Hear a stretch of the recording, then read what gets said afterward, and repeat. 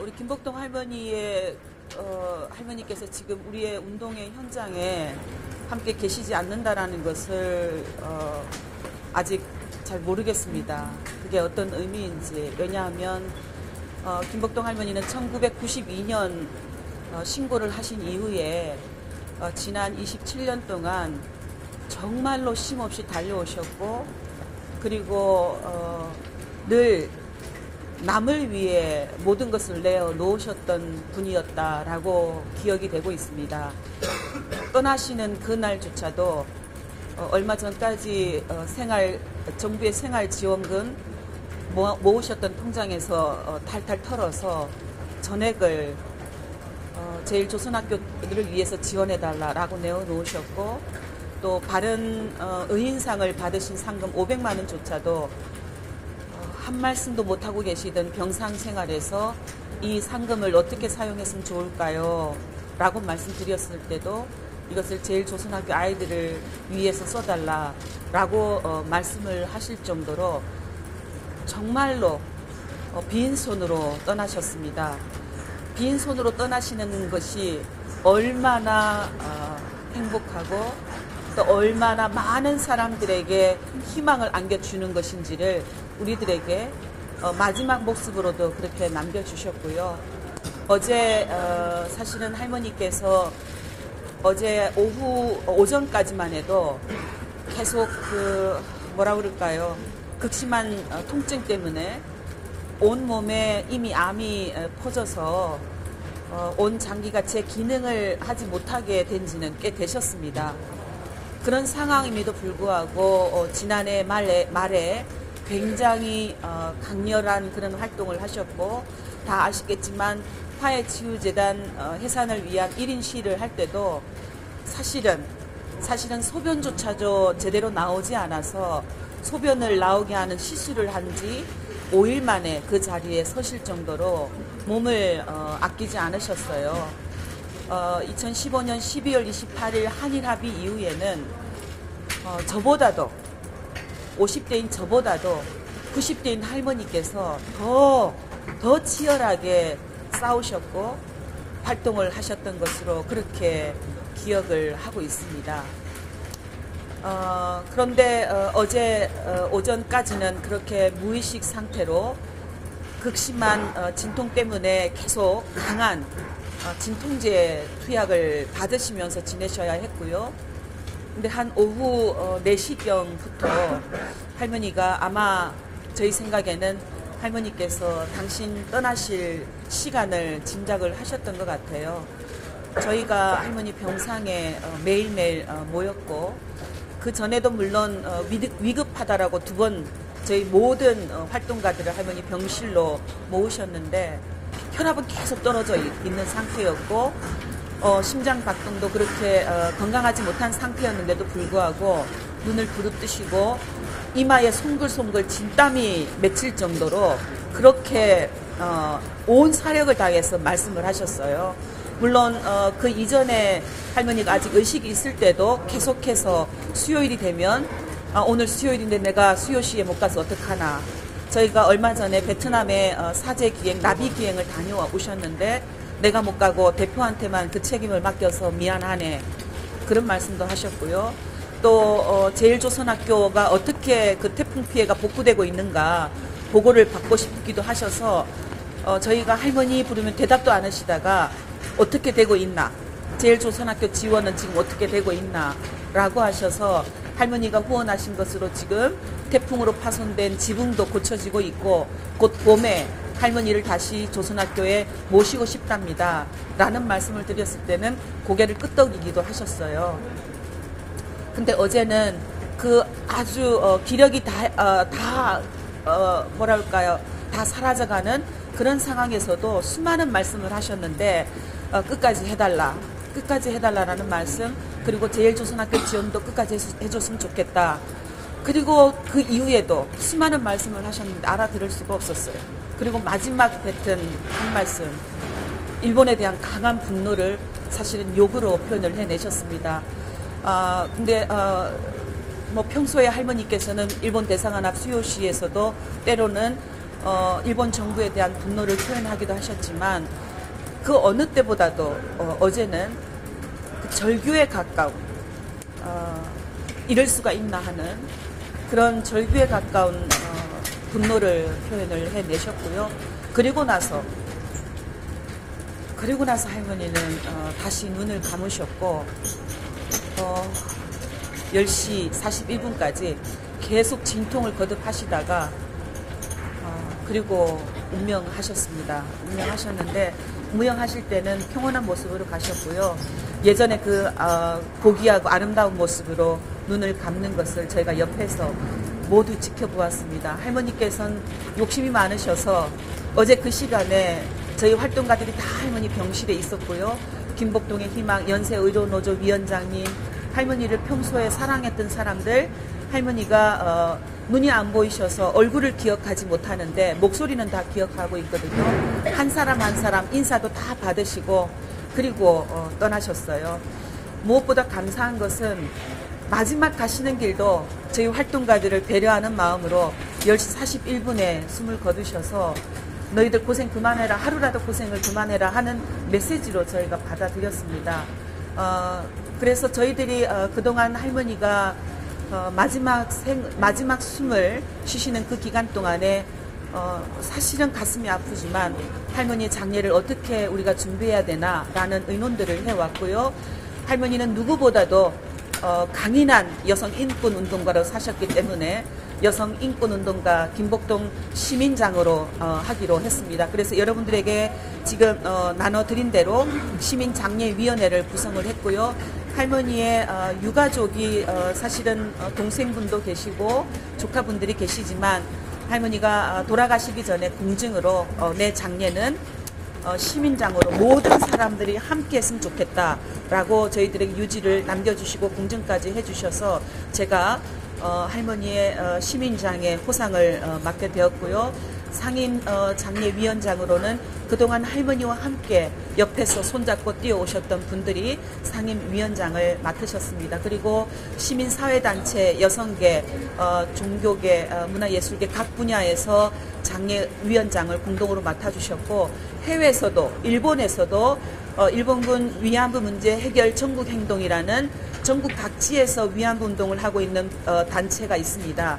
그 단체 공동대표인 시바 요코시 양징자 씨가 장례위원으로 함께 하시고 계시고 할머니로 인해서 운동에 새로운 힘을 얻을 수 있었던 오사카 지역의 일본군 위안부 문제 해결 간사이 네트워크 공동대표인 방청자 씨도 함께 하고 계시고 독일에서 우리와 함께 운동을 해왔던 코리아 협의회 또 미국의 워싱턴에서 시카고에서 샌프란시스코에서 LA에서 할머니의 뒤를 이어 나비가 되겠다라고 활동하셨던 분들도 함께 공동장례위원장으로 참석을 해주고 계십니다. 그리고 다른 하나는 지금 이 시간에 워싱턴에서는 버지니아주에서 할머니를 함께 만나고 할머니가 워싱턴에서 활동을 함께 할 때 정부도 방문하고 일본 대사관 앞에서 수요 시위도 함께 해주고 하셨던 분들이 지금 이미 추모 모임을 하고 계시는 그런 상황이고요. 시카고에서도 할머니 조문할 수 있는 그런 공간을 마련해서 시카고에 있는 한인 동포들과 시민들이 할머니를 보내는 마음을 함께 맞이 드리겠다라고 하고 계시고 제주도에서도 할머니를 보내는 그런 또 장소를 마련해서 함께 할머니를 보내드리겠다라는 그런 뜻들을 보내오고 있습니다. 저희가 지금 앞으로 장례 일정은 내일 오후 2시에 입관을 하게 되고요. 마침 내일이 또 수요일이어서 수요 시위도 진행을 해야 됩니다. 그래서 수요 시를 마치자마자 저희가 와서 이곳에서 입관을 하게 되고요. 발인은 말씀드렸듯이 1일날 아침 6시 30분에 여기서 출발을 하게 됩니다. 그리고 8시 반에 서울광장에 집결해서 그때부터 노제를 진행을 해서 거리를 걸어서 할머니가 늘 한이 서렸던 늘 일본 대사관 앞에만 서면 마이크를 잡고 일본 대사관을 향해 일본 대사 들어라 사죄하라 배상하라 라고 말씀하셨던 그 목소리를 그날 떠나는 자리에서 할머니의 목소리가 되고자 하는 사람들 할머니의 삶을 함께 이어가고자 하는 사람들과 함께 거리에서 맞이하려고 합니다. 그날만큼은 우리 기자님들도 학생들도 어느 누구도 구분 없이 모두가 할머니를 보내는 나비가 되어서 거리에 함께 서주시면 좋겠고, 그날의 그 목소리를, 그 역사를, 그 삶을 우리가 함께 기억을 해 주셨으면 좋겠다라는 말씀을 드립니다. 내일 저녁부터 7시에서 8시까지 이곳 빈소에서 할머니 추모회가 계속 진행될 거고요. 내일은 평화나비 네트워크, 대학생 동아리 네트워크가 주관해서 대학생들이 직접 할머니를 보내는 추모 모임을 갖게 되고, 오늘, 죄송합니다. 제가. 네, 오늘 저녁부터. 그리고 내일 저녁에는 마리몬드가 여러분 다 아시죠? 할머니들의 삶을 꽃으로 재현해서 존귀한 존재로 그렇게 사람들에게 상품화하고 그 수익금을 또 우리 운동에 기부하고 아이들을 위해서 기부하고 할머니들의 장학금으로 기부하는 사회적 기업이 있습니다. 그 마리몬드에서 직접 주관하는 그런 추모 모임을 하게 되고요. 4일 밤 4일장 저녁에는 직접 저희 정의연이 주관하는 추모 모임을 진행을 할 것입니다. 그러니까 계속 조문객은 받으면서 추모 모임을 진행할 것이기 때문에 혹시 발인에 못 오시는 분들, 노제에 함께 하실 수 없는 분들은 추모 모임을 통해서 또 할머니를 떠나보내는 그런 마음들을 함께 모아주셨으면 고맙겠습니다. 그리고 마지막으로 제가 이 자리를 통해서 연세 의료법인에 좀 감사를 드리고 싶은데요. 김복동 할머니는 사실은 2018년 1월 5일에 이 병원에서 큰 수술을 하셨습니다. 대장암을 발견을 이 병원에서 했고요. 그리고 그날 1월 5일에 대장암을 절제하는 그런 수술을 진행을 했었습니다. 그런데 병원비도 많이 나왔고요. 그리고 입원비도 많이 나왔었습니다. 그런데 그 대장암에서 끝나지 않고 또 할머니가 복막암으로 그 이후에 암이 온 장기로 퍼졌죠. 여러분 아마 상상이 안 되실 거예요. 할머니는 암인 줄 아시면서 유엔을도 다니시고 미국도 다니시고, 그때 다니실 때 할머니 메시지는 26년 동안 할머니가 일본 정부를 향해 외쳐왔던 메시지가 아니었어요. 사죄하라 배상하라가 아니었습니다. 한국 정부가, 지난 박근혜 정부가 망쳐놨던 그 2015 한일 합의는 우리 피해자의 뜻이 아닙니다라는 메시지를 전하기 위해서 당신이 암인 줄 알면서도 수술을 미루시고 그렇게 해외를 다니셨거든요. 그러니까 그런 가운데 다시 할머니가 복막암으로 퍼졌고, 간으로 위로 온 몸이 폐까지 온몸으로 암이 퍼져서 정말 고통스러워하는 중에 그걸 아시고 이제 내가 마지막 여행을 일본으로 가야겠다.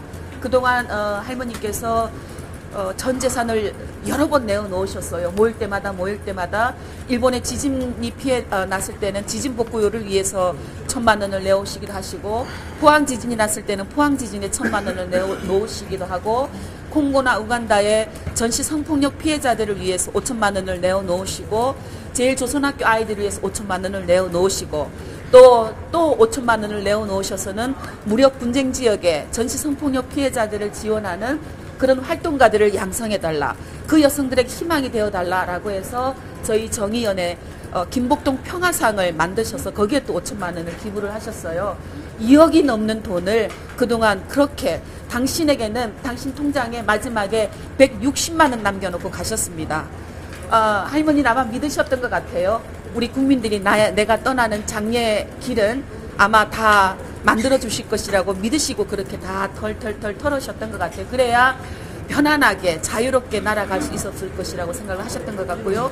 그런데 정말 감사하게 연세의료법인에서 지난 1월 5일 수술비도 전에 의료법인에서, 의료재단에서 다 지원을 해주셨고, 이번에 1월 11일부터 또 입원을 하셔서 했던 모든 경비 약 2,200여만 원에 이르는 경비를 모두 다 후원을 해주셔서 할머니가 당신의 그런 재산을 사회를 위해 환원할 수 있도록 또 도와주셨습니다. 이런 아름다운 소식들도 혹시 사람들에게 전해질 수 있었으면 좋겠다라는 기대를 또 기자님들께 드립니다. 네, 이상으로 제가 설명회는 마쳤고요. 혹시 기자님들 질문 있으면 제가 받도록 하겠습니다.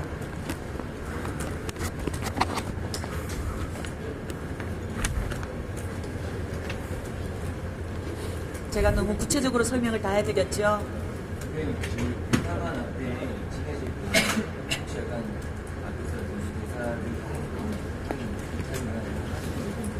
저희가 지금 노제 구체적인 행사 일정은 오늘 밤에 또 회의를 해서 저희가 또 알려드릴 텐데요. 우선은 그렇습니다.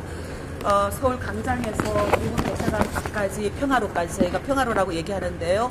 평화로까지 만장 94개 할머니의 삶을 상징하는 만장을 94개를 준비를 해서 그 한 장 한 장에 할머니가 그동안 말씀하셨던 메시지, 당연히 일본 정부에게 범죄를 인정하라, 사죄하라, 배상하라, 그리고 누구보다도 할머니는 통일을 늘 말씀하시면 남북이 제발 한 발자국 물러나서 통일을 해라. 그래야 다른 나라가 우리나라를 업신여기지 못하고 그래야 우리와 같은 피해자가 생기지 않는다라는 말씀을 늘 하셨어요. 그래서 만장에는 그런 일본 정부에게 향한 목소리, 통일을 향한 목소리, 그리고 콩고와 우간다와 이라크 등의 내전 속에서 성폭력 피해를 입는 여성들에게 희망을 주는 메시지, 또 뿐만 아니라 제1조선학교 아이들에게 너희들에게 고국이 있다. 굳세게 열심히 공부해서 앞으로 우리나라를 강하고 평화로운 나라로 만들어 달라라는 목소리도 담아서 94개의 만장을 들고 대학생들, 청소년들이 그 만장을 들고 평화로까지 행진을 할 계획입니다. 물론 저희 생각에는 지금 할머니의 그 노제에는 이 나라 경찰들도 오히려 보호하고 도와주셨으면 좋겠다라는 부탁을 이 자리를 통해서 드리고 싶고요. 그렇게 생각을 합니다. 그동안 27년 동안 수요 시위를 평화로에서 진행해 올 때 90년대 중반까지는 경찰들은 저희의 목소리를 차단하는 그러한 방패였어요. 일본 정부에게 또 국제사회에 우리 목소리가 퍼져나가는 데 있어서 방패 역할을, 오히려 방해 역할을 해왔습니다. 그런데 2000년을 넘어서면서 또 2011년에 천차 수요시를 지나가면서 경찰들도 이제는 할머니들의 목소리에 함께하는 그런 집회가 바로 평화로였어요. 그러니까 김복동 할머니께서 그 평화로의 지킴이였고 버팀목이었고 저희들은 바위였다고 생각을 합니다. 우리 수요시에서 부르는 그 바위의 주인공이 저는 김복동 할머니였다고 생각을 하는데요. 그 노제만큼은 할머니 가시는 그 길에는 경찰들도 많이 다 그동안 할머니들과 인연을 가졌던 모든 분들이 오셔서 조문도 하셨으면 좋겠고 그날 할머니 가시는 길을 보호도 해주시고 인솔도 해주셨으면 좋겠다라는 기대를 가집니다. 아마 그렇게 되리라고 생각을 합니다. 그리고 시내 각지에서, 전국 각지에서 할머니를 추모하는 현수막이 걸릴 것이고요. 저희가 지금 추모에 걸릴 현수막의 공통적인, 물론 다 지역마다 다를 텐데요. 공통적인 문구는 고 김복동 할머니 나비되어 헐헐 나르소서 라는 그런 문구로 제작을 해달라고 지금 요청을 하고 있습니다. 할머니는 늘 일본 대사관 앞에서 수요시를 할 때요. 2015년 8월 14일 기림일 때 그때 아직 아베가 망언을 하고 있을 때였습니다. 그런데도 할머니는 온 얼굴에 오늘 영정사진회처럼 미소를 잔뜩 머금고 여러분 세계에 나비가 나르고 있어요. 이 늙은 나비도 날며 다닙니다. 라고 이야기를 하셨어요. 이제 진정한 해방 세상, 평화로운 세상에서 김복동 할머니께서 훨훨 날 수 있도록 이제 남은 우리들이, 살아남은 우리들이 할머니의 뜻을 이어서 이 땅에 가해자가 반성하고 책임을 제대로 이행하게 하는 그런 사회가 만들어지고 피해자들은, 소수인들은, 약한 사람들은 정부로부터 보호받고 시민사회들로부터 지지받고 격려받는 그런 사회가 되는 것, 또 세계 무력분쟁 지역에서 지금 우간다에서 내전에서 성폭력 피해를 입는 여성들, 콩고에서 성폭력 피해를 입는 여성들, 그 여성들이 어떻게 외치고 있냐면은 김복동 할머니는 우리의 마마, 우리의 영웅, 우리의 희망, 할머니 건강하세요라는 영상 메시지를 보내주셨습니다. 이미. 그래서 그런 뜻이 한국 시민사회도 많이 알려져서 김복동 할머니의 삶을 이 기회를 통해서 되돌아보고 일본군 위안부 문제에, 일본군 성노예제 문제에 관심이었던 사람들도 김복동 할머니의 가시는 길을 통해서 관심이 없었던 사람들은 반성하고 그리고 할머니의 그 죽음 앞에서 새로운 결의를 할 수 있는 그런 길을 조금 새롭게 만들어 갔으면 좋겠다라는 기대를 가지게 됩니다.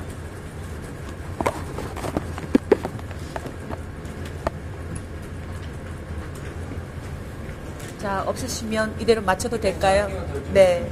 이제 김복동 할머니 돌아가신 다음에 생존자 생각하는 네, 그렇습니다.